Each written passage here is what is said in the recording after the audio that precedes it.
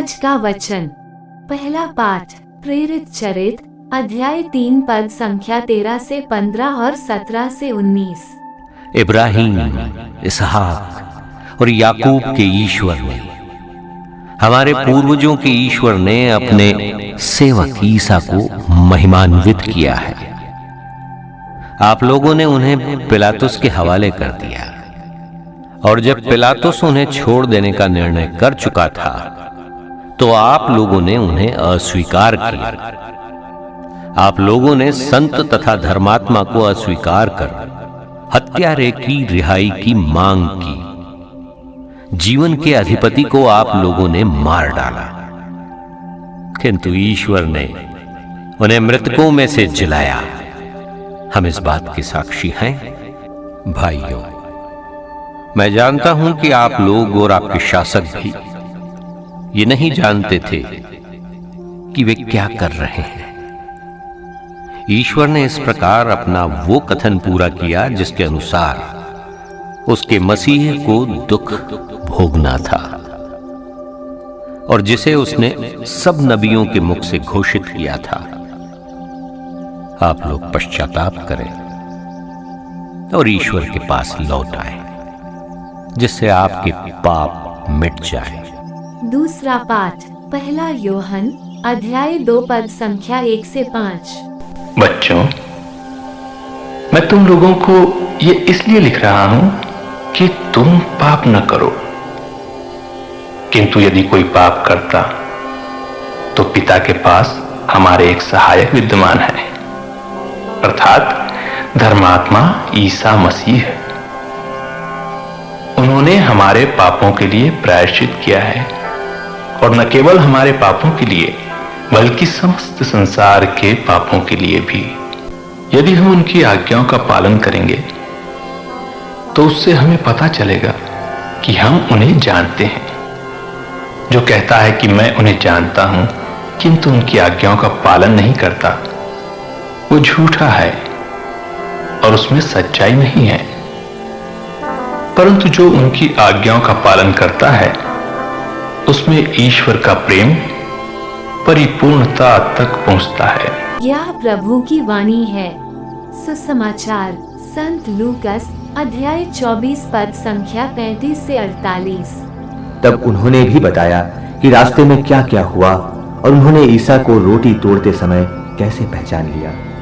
वे इन सब घटनाओं पर बातचीत कर ही रहे थे कि ईसा उनके बीच आकर खड़े हो गए। उन्होंने उनसे कहा, तुम्हें शांति मिले।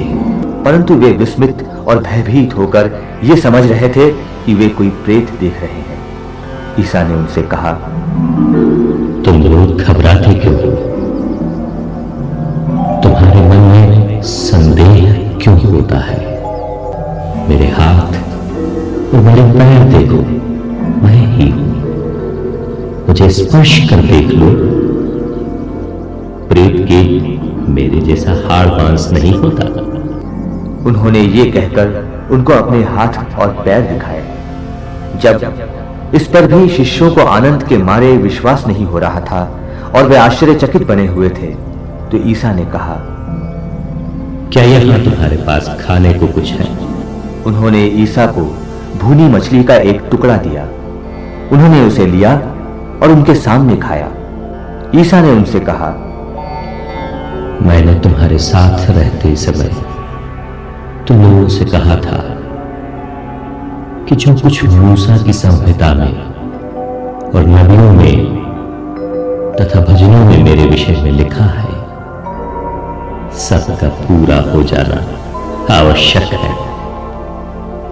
तब उन्होंने उनके मन का अंधकार दूर करते हुए उन्हें धर्म ग्रंथ का मर्म समझाया और उनसे कहा, ऐसा ही लिखा है कि मसीह दुख भोगेंगे,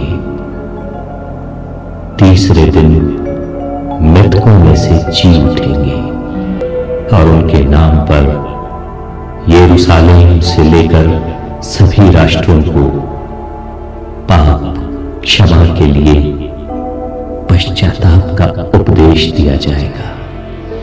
तुम इन बातों के साक्षी हो। यह प्रभु का पवित्र सुसमाचार है। आमीन। आज का चिंतन। ईश्वर के लिए हमेशा से ही हमारे मन में डर का भाव है। धर्म ग्रंथ में सर्वप्रथम पहला पाप करने पर आदम और हेवा में ये डर दिखलाई देता है और वे डर के मारे छिप जाते हैं।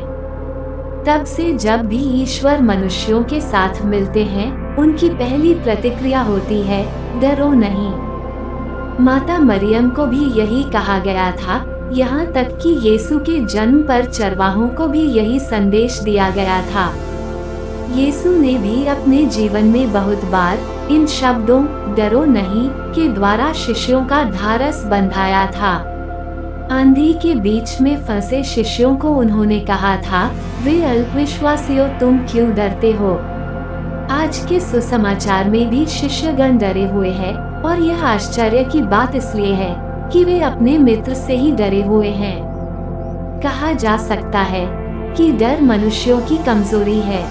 इसी डर को कम करने के लिए यीशु आज अपने शिष्यों को स्पर्श करने की सलाह देते हैं, उन्हें अपने साथ खाने का निमंत्रण देते हैं तथा अपने घावों का परीक्षण करने की भी सलाह देते हैं।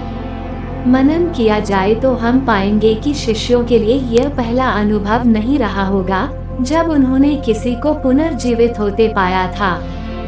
यीशु से जीवन प्राप्त करने की लाजरूस की घटना, जैरूस की बेटी नाइन के लड़के की घटना ने अवश्य ही इस दिन के लिए उन्हें तैयार किया होगा।